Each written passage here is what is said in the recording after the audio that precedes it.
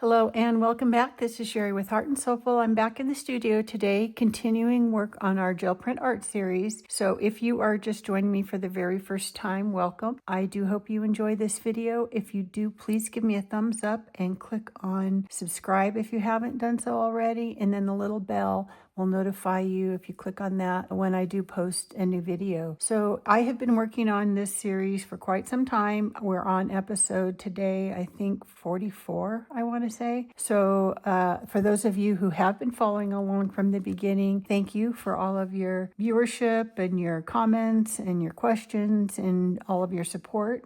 So I am going to continue working on art journals today. So we've been working on using gel prints for all sorts of projects, everything from, art pieces and collage to, which is kind of typical for a lot of why people make gel prints, but then also lots of craft projects and useful things in our studio, like these little vessels to hold my pens and that kind of thing. So today, if you watched the last video, we started by apparently it was a little overwhelming of a video. I covered all different types of art journals that we might make, from using recycled materials like cereal boxes and that kind of thing.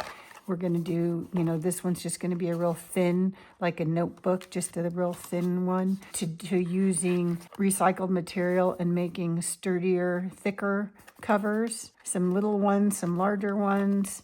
Some using just recycled old book covers that the book was damaged beyond repair, and we just took the covers and we're going to make art journals out of that. And then also even taking books that were intact pretty much or could be repaired and using the book cover, and again we'll make a journal out of this recycled book. And then even taking a book and leaving the insides where we'll make an altered book art journal.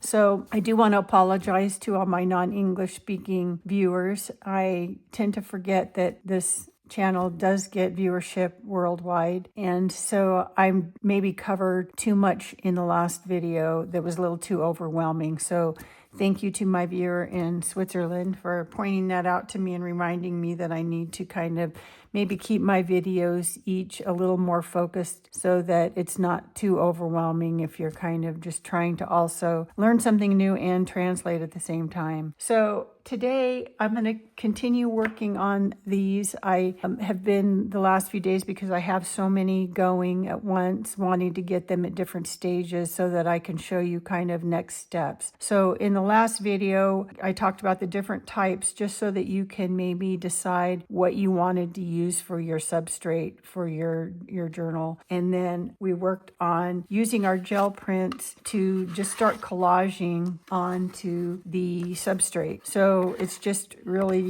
taking your torn pieces of paper, if that's the approach you went, like I did on actually all of these except for this one. I just really tore up, bits of paper and just started putting them down with, kind of just random, just do it intuitively and put the paper down. So that's what we did in the last one, and I kind of wanted to share now my steps moving forward and even getting these ready for putting the actual journals together. So I do want to address one question from the stripy papers one. Now, if you have been following me along from the beginning, you know that I started out this whole series by doing some gel prints, and then I like to process my prints and create what I call these stripy papers. And in that process, back when in the first videos where I was just creating sheets of stripy papers that we used for things like covering, vessels and making cards and different things. Those papers were just glued together with a glue stick, just attaching one to the next one. In the case of this book cover, I did the same sort of technique, but I collaged them in stripes right to my substrate. So I had the question back in the previous video, I had it just this week, but someone watching the old video asked about my clear gesso tip for putting it in the white space. The reason that I had done that was that some of the papers, if you're using Japanese rice paper or mulberry paper, something that's more absorbent, when you go to put your pen work on, you don't want, depending on what type of pen you're using, to bleed into that paper. It just doesn't look as nice. So my tip for that was to use clear gesso over the whole thing afterwards, just to seal that paper and give you a new clean substrate that's protected from the pens bleeding into that paper. The question that I had was, could you use something like your matte medium or, whatever gel medium or Mod Podge or whatever you're using as that protectant layer? My answer to that is absolutely yes. And in some cases, it may be better to use something like that. What I found when I did this cover, I used clear gesso, and it gave my whole substrate a rough textured tooth. Depending on what kind of pens you're using, that's fine. You don't get any of the bleed through. But the problem is I was also trying to use some new pens, these Grabby acrylic markers, and they have a very fine, hard point to them. It's like a plastic nib. And so because it's such a fine tip, the other type of acrylic markers that I use are Posca pens, and those have a felt tip on them, not the hard plastic tip. So what I found in using the ones with the plastic nib, having that acrylic paint in there, you're working on the clear gesso. It's a little bit of a rough surface, so you have the potential of that kind of skipping and splashing your paint. So just keep that in mind. So if you're going to be using something like this for your pen work, you might want to use something instead of the clear gesso, which gives it a little bit rougher of a finish. Use your matte gel medium or whatever you're using for your collage and just go over the whole thing, and then you'll have a nice smooth surface that is also protecting those white stripes from having bleed. So that was just a tip with a question that had come up this week. So I wanted to cover that. Okay, so that kind of jumped ahead a little bit, but I'm going to kind of go through my next steps. You may have more steps that you want to do or less. So the whole point to me of doing these covers and doing multiple at the same time was to work on flow and just being more comfortable in doing your pen work and your doodling and that kind of thing. So I'm kind of approaching this as a brand new artist because I am a new artist, and I have received quite a few comments over the period of time that I've been doing this with the doodling and the pen work and all of that. People commenting that, they're not comfortable with their pen work yet, or they don't enjoy doing it or whatever. That's just not their thing. So the way I approach it, and that I kind of want to talk about today, is to take kind of the fear out of adding to a page that you're working on. We kind of have this, I want to say, messy collage going, but it's just kind of papers we've glued down. And so it's really just a first step. Every detail you add after that, every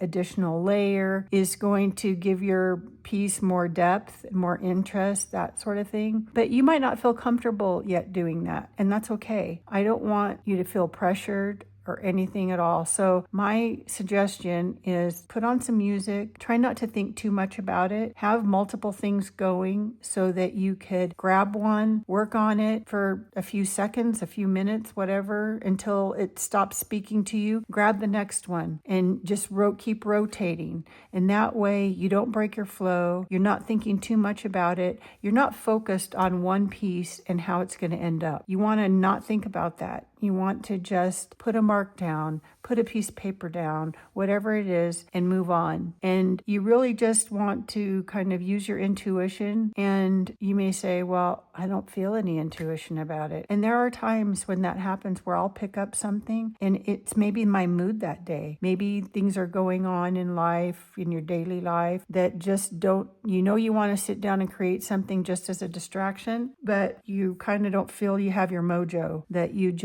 don't know what you want to do. And that's okay. I still want to pick something up, and I'm going to tell you how I approach it when that happens to me, that I don't really know where to start. I just know that I want the distraction. I want to sit and be creative and just not think about anything else, but I don't know what to do. So that's kind of what we're going to talk about today. So some of these are in different, I've done a different amount of stuff too. I'm going to kind of give you a sneak peek and show you, we're not going to put any books together today. I'm going to do them kind of in order of the easiest one as we go forward. But I kind of want to show you this cover because I didn't do a whole lot to it. And I want to show you that that's okay too. You'll know when you're ready to stop on something. You'll know when, okay, I think this is good enough. Yeah, I could do more. I could put more detail. I could put more things on this, but I'm feel like I'm finished with it. And you'll know when that is. So don't feel like you have to do all the things that I do. You may say, you're maybe more of a minimalist. I'm kind of more of a maximalist. I like lots of detail. So you'll just decide for yourself when that's finished, okay? So I don't want you to even feel pressure about that. You may just glue the paper on and call it good and save it to finish up, later on. So that's kind of one that has some things that are simple. This is another one that I'm already putting together. And I really did just a few details over that collage. But, it's a small book, so I didn't do a ton. So don't feel like you have to, keep going and going and going. So this one I'm still working on. And I will tell you that today, kind of this part of the video, I'm just talking about things. If you do like to watch me actually work, I did turn the camera on for a couple of different sessions. So I have one video where I'm just doing some more collage, because on the last video, I only collaged one of these little pieces, one of these little ones on camera, because, you're just going to start gluing paper down. But I did do while I was working on this one. Now, if you saw the last video, I had already started on the 3 altered books that I was doing. I have another one that I'll show you. I had started on these, but if you watch back, you'll see how much I've added to those. Here's the 3rd one. And again, this one you can see I didn't do very much to, really. Other than putting the papers on, I did add a couple things in my next steps. So again, you're going to know when those are finished. So if you watch back, and you'll see how much more I did on these. These other two are still not finished. And I'm going to show you my next steps on these today. But if you watch this video to the end, I think the first session I did the collage one. That's real short. That's maybe only a minute or so. I did everything. I edited and I sped it up so that it's just to music. So if you want to watch me actually work, watch to the end of the video and you'll get the last probably 6 minutes or so of this video are me actually collaging in one session and then doing pen work and stuff in another session. And that pen work session, I did an actual hour long, and I think it's reduced down to almost 5 minutes, something like that. You'll get to see the whole thing pen to paper, but it will be, at 8 times speed. So my next steps, once I have all of my collage on there, the collage papers, is I like to take those mark making tissues that I talked about a couple of videos ago. I showed you how I processed my tissues. I process my gel prints by tearing off the white edges and then creating these stripy papers, and then how I store them. I've shown those. In that video about the tissues, I showed how I process my tissues by adding mark making onto all those edges and then tearing them off and then storing those separate in a bin that I call my mark making bin.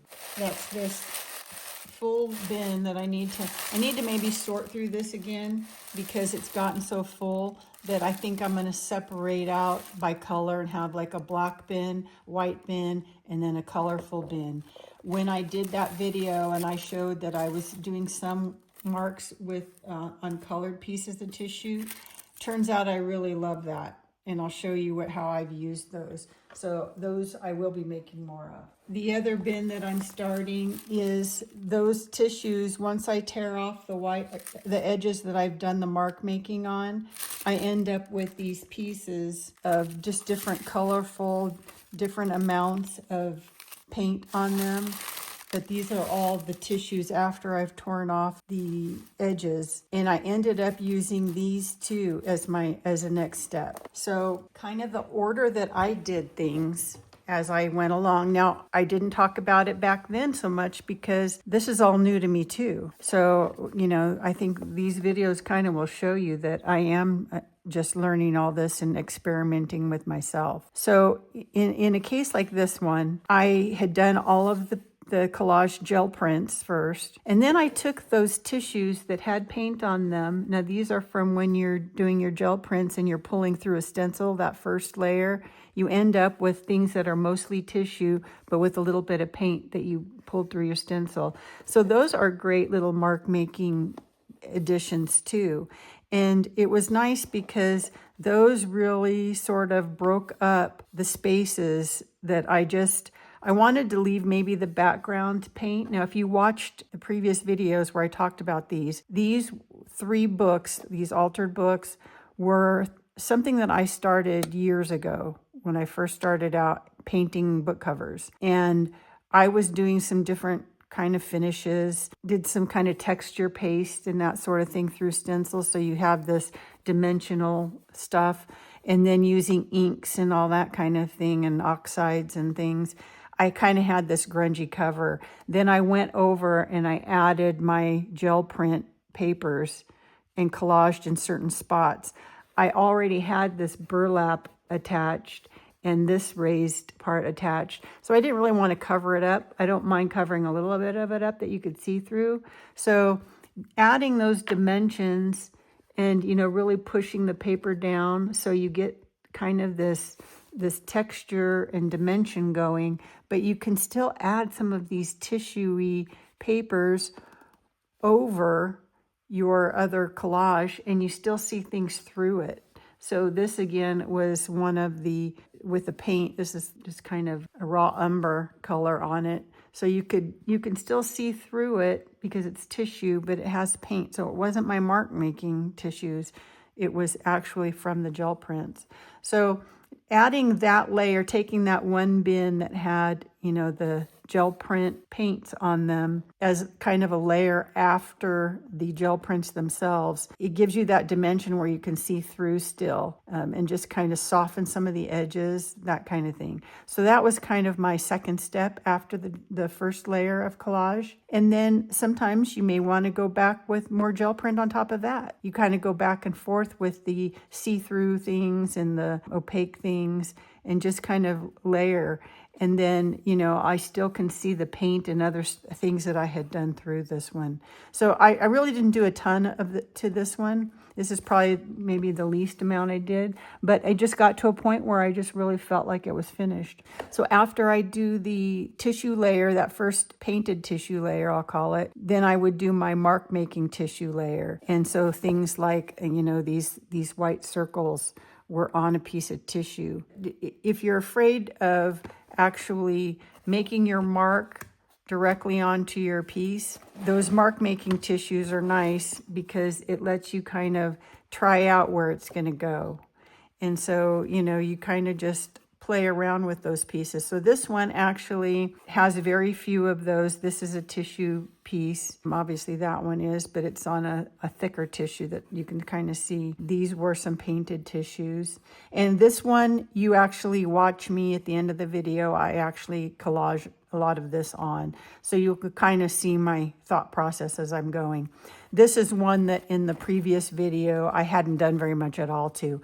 This here is all what was painted on previously, and I really don't have that much of it left. I've really covered a lot of it up now. So if you watch that, you'll kind of see how this one progressed. I'm going to continue working on this one, and because my next steps I have not done yet, where I've used the more like the black and white that I like to add bolder kind of statements, because you can see if you look at this and you kind of stand back and look at it from afar, a lot of small pieces, everything's kind of a similar size. There's not something large that just stands out so much as far as the underlayer of collage. I've really kind of used a lot of little tiny pieces, thin strips, and just kept adding and adding and adding. A part of that was, maybe I had put a larger piece and it was too bold and I wanted to kind of break it up. So, you just kind of, again, use your intuition. I really enjoyed this one working on it because I was just in that kind of mood where I just kept wanting to add layer on top of layer on top of layer. So this one, while this one I didn't do a lot on, this one I probably did too much to. But I want to show you that contrast and then show you how when you do something like this and you think maybe you've overworked it, how you can kind of pull it back again. So for example, adding these larger circles. Now these circles were painted onto a piece of tissue paper. So I already had the brown and the blue together, and I just tore those off and put those on, and you'll see that at the end of the video. This number 5 is actually a glued on piece, and I had recently, somebody had asked me why I didn't use Yupo paper to cut my stencils, and I had never thought about doing that. So I think maybe a long time ago when I was looking for the best materials, I know I tried cardstock and different things, so I might have, looked into it then. One of the things is it's more expensive, but I have to tell you that it's a dream to cut on your Cricut. So for those of you who have purchased my SVG files and are cutting your own stencils at home just for your own use kind of thing, I highly recommend Yupo paper. I did do a test of a couple of stencils, and I'm not sure how they'll hold up over time. I think pretty good. I did try cleaning them. I wasn't sure how that would go to be able to clean and reuse them. But so far, I just rinsed them off with water and used a sponge to scrub off, and they did okay. So I think they're going to work fine, just for yourself. I don't know that I would do it and sell them. I know there are companies out there. This person did mention to me, I can't remember the name of the company, but it's I think a mother and daughter team, and they do sell the stencils that they cut with their Cricut, and they use Yupo paper. That's what I'm told. So I did try it. It cuts so much easier than my plastic that I was using. So I think for my own use when I'm testing stencils, when I'm designing new ones, I have, if you've been watching, I have my first order with a manufacturer in right now. I should be getting it just in a few days, I think. That are my stencils cut on Mylar with a laser cutter,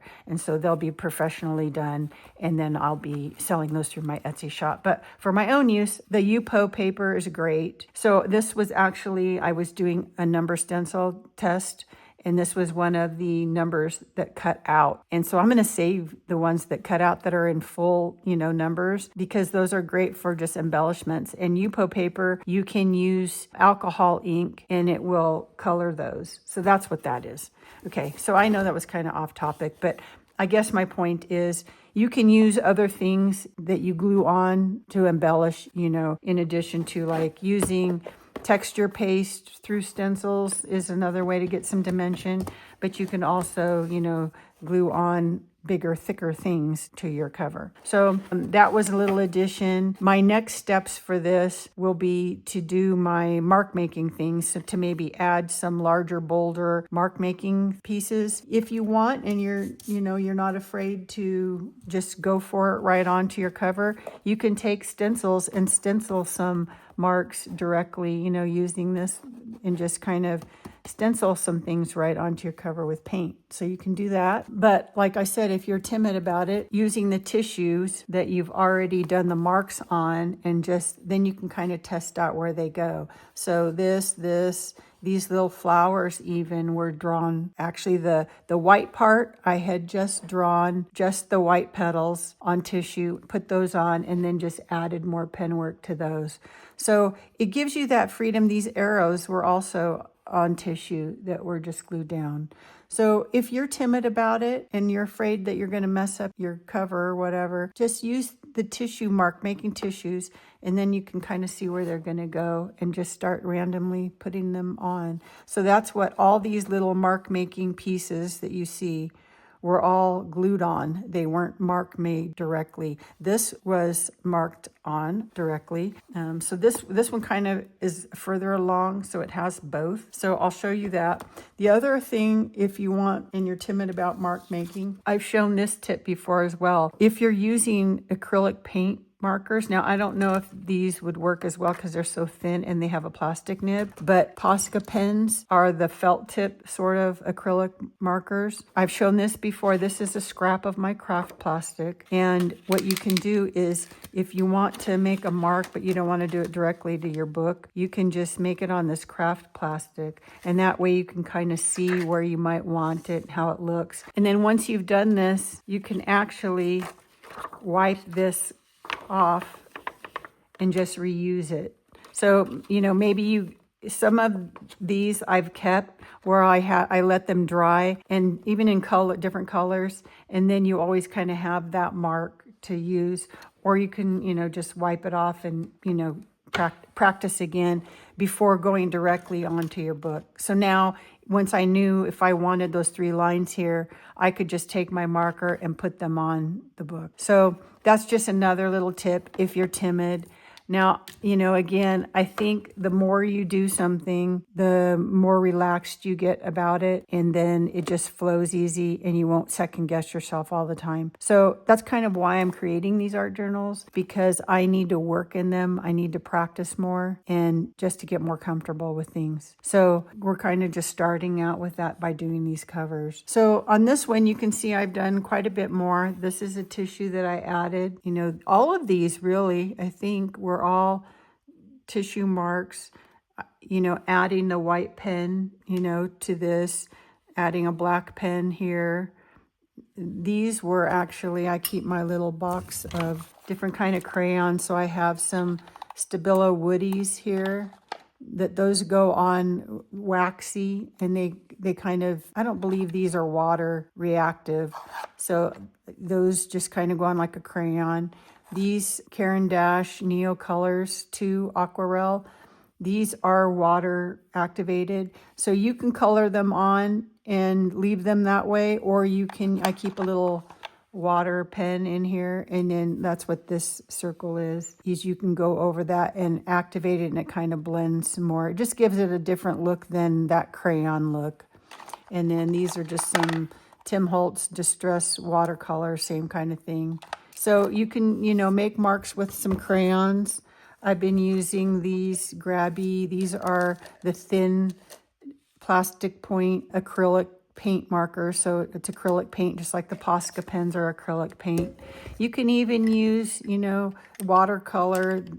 Some of these are water and some of these are not watercolor pencils, and just leave, do some marks. I did it on one of these, I don't know which one, where I just did some pencil mark. And then you can also use these are Jelly Roll. I like using Jelly Roll pens, metallic ones, non-metallic ones, but those for your finer pen work. So just whatever you have, you can use. Now, I'm still working on this one. This one's ready to go. This one, I'm getting close. I haven't, pulled the trigger yet, but I've thought about it back and forth. This one, same thing. And it seems like there was another one that I wanted to go back and work on after I thought it was finished. And it may be this one. So if you are working on something and you've already done a lot of pen work and you think it's finished, and then you come back and you're like, nah, I want to cover up. There was a spot in one of these. I think it was this one.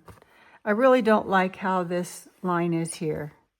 So I kind of feel like I want to go back and maybe put a collage paper here, but I've already done a lot of pen work, even where I would want to put that glue. So what you can do is you can spray this to set all your pen work, and then you can go back and collage on it more, and you won't mess up your pen work. So what I use, there's different products, but this is a fixative that is not aerosol. So if you don't like to use aerosol, you could use something like this, and it's, all natural. So that one you might like, and you would just, it just has a pump sprayer, and you would just spray that. It would set your pen work, and then you can go and do more collage over it. I use Camar Varnish from Krylon for most of my things because it works for oil, acrylic, and watercolor, and that's usually mostly what I'm using is acrylic and watercolor in the pen work. So you do need to do this outside. It is an aerosol, so it is not as, earth-friendly as this one. And then they also Krylon has one called a workable fixative. That's more for pastels and chalks, that kind of thing. So this is the one that I use the most, but you need to do that outside. So I spray just a light coat to protect my work, and that way I can come back and do more collage on top and don't have to worry about my pen work. So I'm going to probably do that on this one is, seal it and kind of do a little bit more just because I don't feel like it's finished yet. So once I do feel like they're finished, My next steps, and I've done it on this one, and I think you can maybe kind of see, when you spray the Camar varnish on it, the one thing I like about it is it really kind of makes the colors more vibrant, just even with that one coat. So I don't know, it's probably hard to tell on camera, but these have not been sprayed, so they're not maybe quite as bright and bold as they will be when you compare them to, now these are kind of different colors, but you can tell this one has been sealed and protected and all of that. So this one you can tell is just still very matte finished, but this one, the colors are just more intense and bolder. It just kind of makes them pop. So my first step after I spray the Camar varnish, and then I go over 2, 3, 4, 5, however many coats you want to do of a mixture that I make up. Now you can use, if you want it to be glossy, you can use gloss medium. If you don't want it to be glossy at all and you want it to still be matte, you can do matte medium. I like to mix the two to get kind of a semi-gloss sort of look. So this, you can see it has that shine. It's kind of a semi-gloss look as compared to this. You can see how shiny that is. This is gloss medium, not a mixture. It's just glossy. So I like to kind of not have it be quite as glossy. So I do a mixture. I don't really measure it. I just kind of do half and half, just pour some in there. I don't even necessarily use the same brand. So I might use, Golden Gloss Medium with Liquitex Matte Medium or something. And just mix those. I keep it just in a little jar here. And then I'll just do this one. I think has 3 or 4 coats on it, so it's ready for its next step. So once I have those layers, you can actually tell this one's maybe not even quite as shiny, because my next step is to wax the whole thing. So way back when, I would get comments like, how do you seal your covers? Do they feel sticky? I'm using Mod Podge, and they just kind of feel sticky still. So this one, I actually just did my last coat probably an hour ago. So it's dry, but it might still kind of have just that little, it's not cured yet kind of feel. So I'll probably let this go, maybe a little longer if I wanted, but it feels pretty good.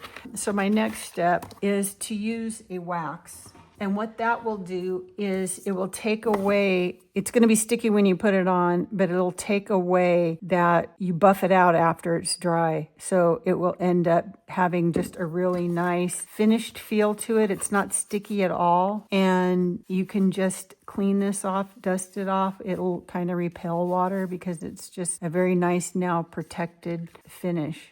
So I'm treating these covers just like I would a piece of artwork, because it's really, basically you're just doing a collage, a piece of artwork on a mixed media kind of thing, considering all the different things we used. And so you want to seal it that way. It's going to be handled more than a piece of art would. So, you want it just to be nice and durable and to be able to clean it off. So I'm using this Dorland's Wax Medium.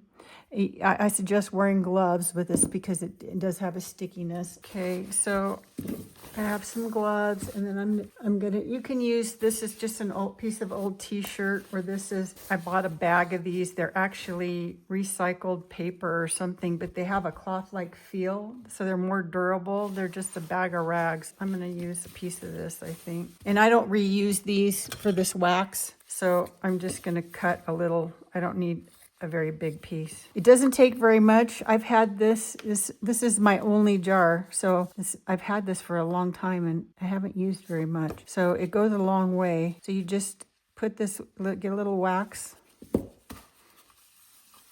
and just put it over the whole cover.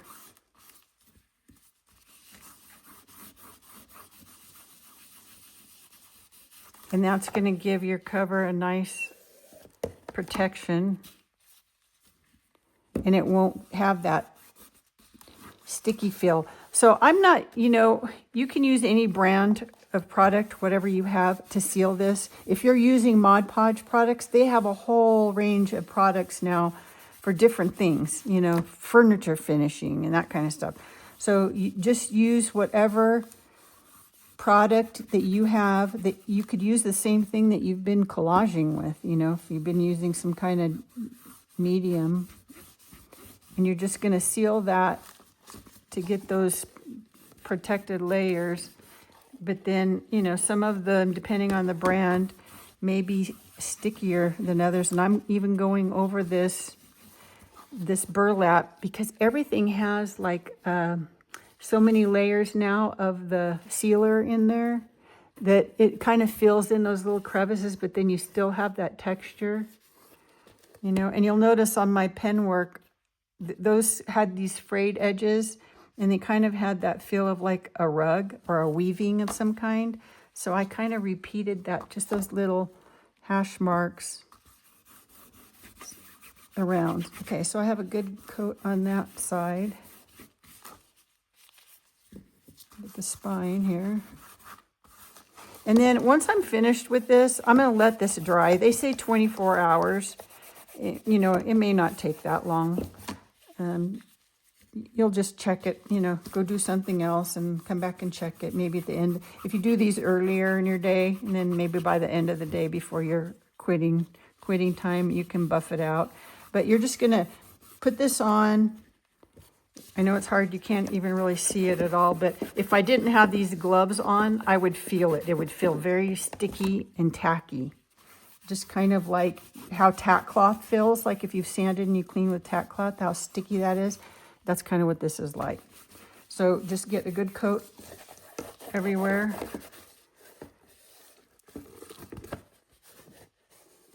Get my edges good. So that is totally protected now.